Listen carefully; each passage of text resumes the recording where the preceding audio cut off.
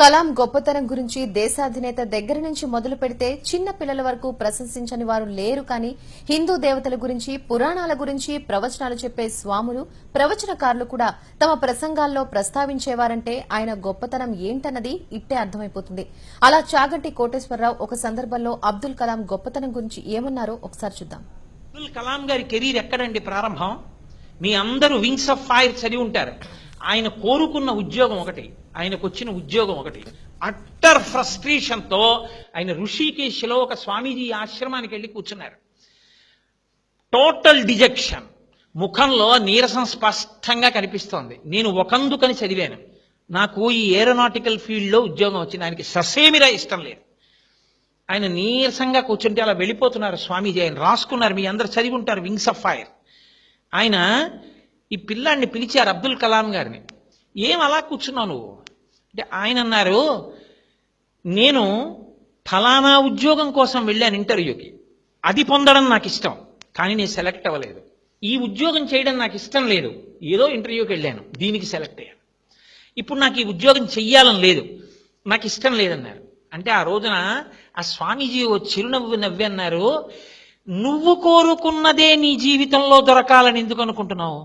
ఈశ్వరుడు నిన్ను ఏం చెయ్యాలనుకుంటున్నాడో అని ఆలోచించి ఈశ్వర నిర్ణయంగా దానికి ఎందుకు వెళ్ళలేకపోతున్నావు?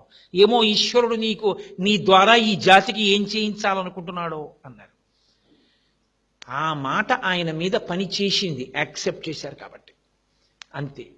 ఈ దేశానికి ఉపగ్రహాలు తయారు చేసుకోవడానికి కావలసినటువంటి సత్తానిచ్చిన మహాపురుషుడయ్యారు.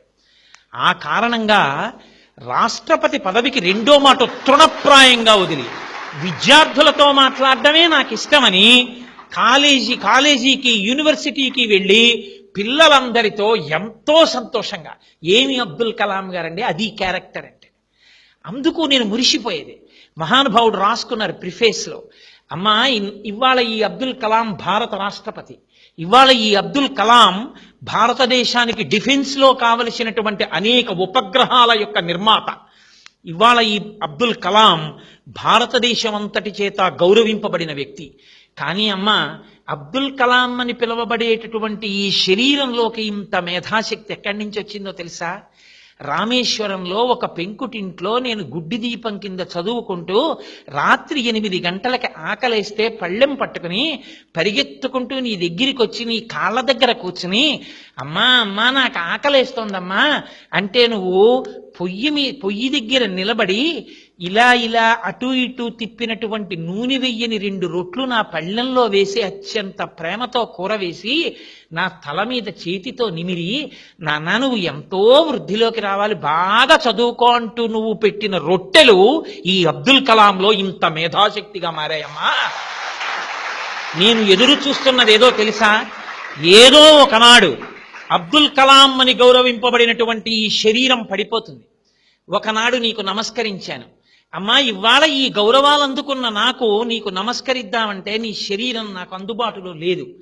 అమ్మా ఈ శరీరం అంటూ పడిపోగానే నేను చేసే మొదటి పని, నువ్వు ఏ శరీరంతో ఏ లోకానికి వెళ్ళగలిగావో ఆ లోకానికి ఆ శరీరంతో వచ్చి ఈ పృథ్వీ మీద ఇంత గౌరవానికి కారణమైన ఆశీర్వచనం చేసిన నీ పాదాలకి నా తల తాటించి నమస్కరిస్తానమ్మా అని రాసుకున్నారు.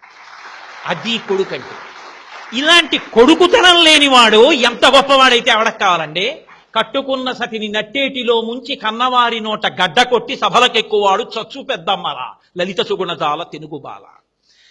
తన వాళ్ళకి తన తల్లిదండ్రులని చెప్పుకోలేనివాడు తన గురువు గారిని చూసి, ఈయన నాకు పాఠం చెప్పిన మాస్టారు అని బూట్లు 2 వేళ్లతో తొక్కి అవతల బారేసి గబగబా వచ్చి గురువుగారి 2 పాదాలు చేతులతో పట్టుకుని తల తాటించి నమస్కరించగలిగినటువంటి శీల వైభవం లేనివాడు ఎంత గొప్పవాడైతే ఎవడకి కావాలి? కనకపు సింహాసనమున సునకము కూర్చుండు పెట్ట ఏమిటి సుఖం దానివల్ల? మీరు ఎదగడం కాదు, మిమ్మల్ని సెట్టింగ్ ఎగ్జాంపుల్గా మీ వెనక వాళ్ళు తీసుకోవాలి. అది మీ ప్రవర్తన చేత సాధ్యమవుతుందేమో, కేవలం నాలా ఉపన్యాసాలు చెప్పడం వల్ల సాధ్యం కాదు.